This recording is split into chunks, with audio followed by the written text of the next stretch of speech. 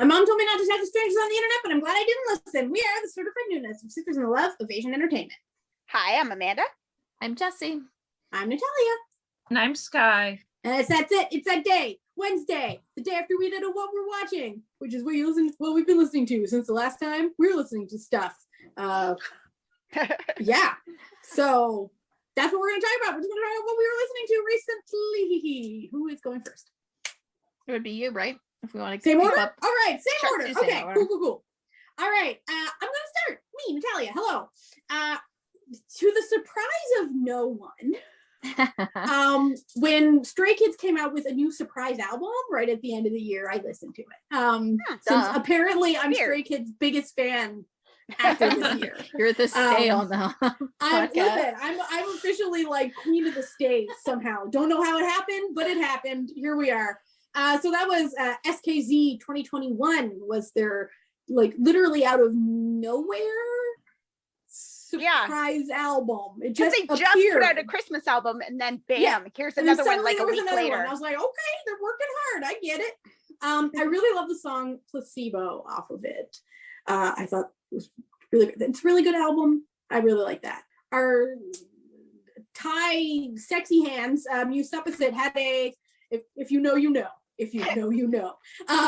Had a duet with Sam Kim that came out recently. It's really making the rounds. It's a really nice little ballad called Before 4:30. It's on Spotify. It's really quite nice. It's real chill, real beautiful little. It's very Sam Kim vibes, if you know what I mean. So this year has continued to give me like songs that are clearly Christmas songs, but I'm kind of liking them, which never happens. I do not like Christmas songs. But Hyolan came out with a random winter single called Aha. And it's really good. It's so much fun. Like even the music video is very fun. Like it's just you're like, oh, people hanging out with each other and having a good time. It's a delight. In another album comeback that I was very excited for, FT Island had an album come out, Lock Up. I have just written down the title of the song and realized that I cannot understand my own handwriting of which is my favorite song from the album. Is it the main one? I can tell you the main one, the music video one. I don't even think it is, because that would be too easy for me. That's like me when I'm doing my god, I'm an idiot. I couldn't understand it. I wrote the name of the song and then I wrote save song with an arrow, but like I thought it was all one word. So I was like, I do not remember a 3-letter, like, because they're all 1-letter songs except for one. And I was like, I do not remember. Anyway, Bones. I like the song Bones. I really like the song Bones. I think it's nice. It's got like that sort of vibe that I like. It's sort of like album. Yeah, it's a really good album. FTI, I love FTI. FTI, they were like one of my first K bands that I was like, yes. I'm almost done. Like this is much quicker than my what we're watching. Oh My Girl had a new song come out called Shark. It was fun. I liked it. It was okay. You know, like it wasn't anything groundbreaking, but it was fun, you know? I haven't listened to it yet. Offhand, though, I'm thinking of the fact that didn't Oh My Girl have a dolphin song? Yes, very different vibe than Dolphin. I'm gonna be not as catchy as Dolphin, because Dolphin, catchy as hell. This was fun. And finally, this is my last one that I wrote down. Another little Minzy had a song called Fantabulous, and it is fantabulous, and she's fantabulous, and it's very nice to see her. It is. So it always is. Yes. So that's basically it for me. That's like listen, I listen to the same shit all the time. So when I add a new song, it goes into the rotation for the next like 8 months. So so for me, I don't have as much either, because I've been focusing on like a year-end playlist and stuff like that, because I have like a top K-pop songs list coming out on my Twitter today, and then like tomorrow. Today as of recording. As of recording. So like the day before the end of the year, and then tomorrow, the end of the year, I have my top like top of the top song. So I've been like focusing on that. But there have been some things. So 2-Day-Old Sneaker came out with a EP called Shines Here. It was at the end of November and somehow I missed it. I haven't been focused on people, but it's really good. I love them. So they were my favorite new artist or new to me artist of last year. And they've like continued to be great. Just really like it, like indie alt rock band. Fantastic. You should all check them out. We talked about FT Island. Unthinkable, the main is my favorite song. So good. To the point it shot to my top list. I know It's the psycho of this year. It is. Hello. It really is. It really is. And I was just like it's one of those like songs, you know, like you listen to a song, you're like, oh, I really like that. But this song, I was like, oh my God, I love this song. First listen, and it's just continued. I just love them so much. So good. Then Wanpil did a collab with the group 1415. They spell like out by numbers, so 1415. They're like a acoustic duo that I can't remember. Wanpil either is just really good friends with them, or he went to school with them, or he trained with one of them or something like that. He has a strong connection with them. And so I've heard their stuff when he chooses them in his little playlist. And so he did a song called Naps. It's really good. It's a really like nice little like, you know, that like the like contemporary Korean that's like very popular. It's in that realm, but they've got good voices, all of them, and it's a nice little song. So check it out. I'm only mentioning this because they did debut after our last what we were listening to, even though we talked about them before. Just say again, Extraordinary Heroes, Happy Death Day. Great, wonderful. If you haven't listened to them, you should. JYP's new band. Minho from SHINee came back with a single called Heartbreak. I really like it. It's a nice song. And then finally, it's one that I'll like have this as the final so that I know Sky is going to take over on it because we both love it. The like psycho part B for this year was the Rose's Beauty and the Beast. How only the Rose could be like, hey, like last days of the year, we're going to give you an amazing song. And I'm like, let me just like slide into your DMs real quick with an absolute banger. So good. And the video is so good. It's so everything's pretty great about and it. just you can feel the freedom, you know. Like, well, here it is. But honestly, you wonder when they recorded this and filmed the music video because they months ago. Yeah, they had to. It had to be a long time ago at this point. Like they really can't do a lot, even when they're on on break. They literally can't do stuff that like makes them money or whatever. So one of them is coming back in like 5 days now, so that's fine. Yeah. But yeah, that really the Rose coming back just really got me. Because I mean, side note, Woo-sung, he had an album too. That's true. That was during this time recently. Like I want to say November, probably. It might have even been like a couple of weeks ago. Oh yeah, it might have been early December. And he did like pre-release songs or something. He had it was hard to tell because he had a lot of pre-release stuff and collabs. Like he had a lot of collabs from that one. So But yeah, go check out go check out the Rose if you haven't. I know that they haven't been like hyper active the past couple of years. It wasn't their fault. It's not their fault. So go listen to them. The Rose was my first K band that I fell for. So listen, we love to see people triumph over evil. Yeah. And the Rose has triumphed over evil. They looked capitalism in the face and said, fuck you, and won. Not today. And that does not happen. Not in Korea, that's for sure. Not in Korea. That does not happen. So what else have you been listening to, Sky? So then there's this song music video with One We and One Us together. Anytime they do something together. It's called Stay. It's very cute. If you don't understand, I'm going to just really quickly describe. So One We and One Us. If you don't know, One Us is the K-pop group. One We is the K-band group. they both have a twin, so they're literally brother groups. They each took Literal. a twin. They each took a twin. But One We existed first because they were a band of friends like before they were in the entertainment company. So they've all had strong ties. So it's really fun. And even when they were doing, of course, training, but also I think when they were doing a lot of debut stuff, they would do a lot of their content together. So when they circle back and do, and I think they have dorms right next to each other, so it's nice when they do things together because you know that it's not that they're the same group, but like they're definitely a large group of friends.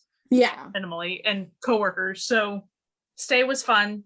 Go check it out. It's also a song they've had recorded for like a year or two or something like that. Something obnoxious. And they registered it forever ago.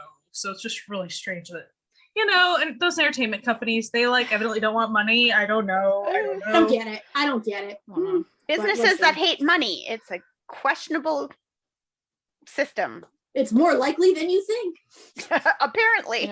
Evidently. You always hope that it's going to be like an actual reason, like maybe one of those songwriters, they had to clear some things, and then you find out it isn't, and you're like, wait, what?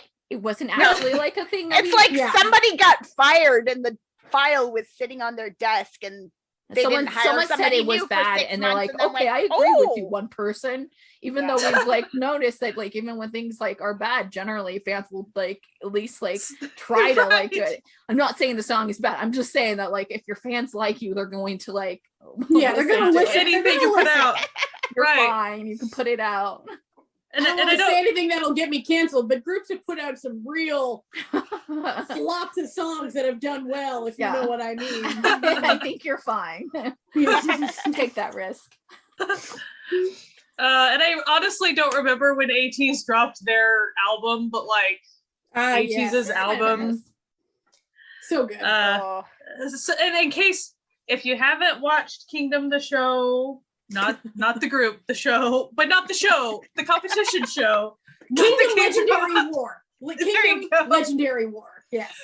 If you haven't watched it, you should go at least check out the performances because some of those songs are on this album, which is great because I was wondering if they were going to because they had released at least one of them on Spotify prior to this, but it's nice that they released a lot of. Love it because just some of the takes on Wonderland and stuff. It's great. And one thing I do want to mention, just because I want to mention it, I watched Immortal Songs, King of Kings episodes.